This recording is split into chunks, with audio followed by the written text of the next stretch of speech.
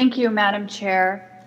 I am disappointed that the long-standing bipartisan provisions were stripped from this year's bill, which is why I support this amendment. The Hyde Amendment has saved almost 2.5 million lives since its enactment, and that's non-negotiable. Prior to Hyde's enactment in 1976, Medicaid was paying for close to 300,000 abortions annually. Now estimates show that 1 out of every 9 people born to a mother on Medicaid are alive today because of Hyde. Women and their children deserve better healthcare options than abortion.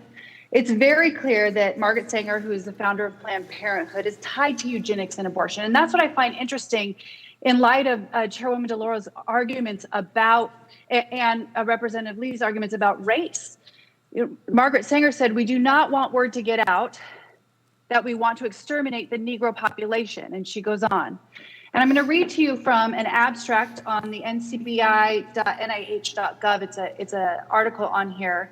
And I quote, "Black women have been experiencing induced abortions at a rate nearly 4 times that of white women for at least 3 decades, and likely much longer. The impact in years of potential life loss, given abortion's high incidence and racially skewed distribution, indicates that the most demographically consequential occurrence for this is the most demographically consequential occurrence for the minority population.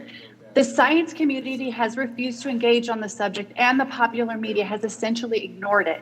In the current unfolding environment, there may be no better metric for the value of Black lives," end quote. The article goes on, but I believe it is really important that we recognize that you talk about it, Madam Chair, in terms of being a benefit to women of color, women of minority status like myself. I look at it as a systematic targeting of minority women's babies. We are missing, almost after 3 decades, a significant population of young people. And we can't ignore the facts. The reality is no one's talking about taking away a woman's right to an abortion. We're talking about refusing to make taxpayers pay for it. And it's important to look at the numbers. They don't want to pay for abortion. In 2021, a Marist poll found that nearly 58% of Americans oppose taxpayer funding of abortion, with 31% of those being Democrats and 65% being independents. This is not a partisan issue. It's an issue of conscience. I urge my colleagues to support this amendment and stop the partisan politics. We must protect life. I yield back.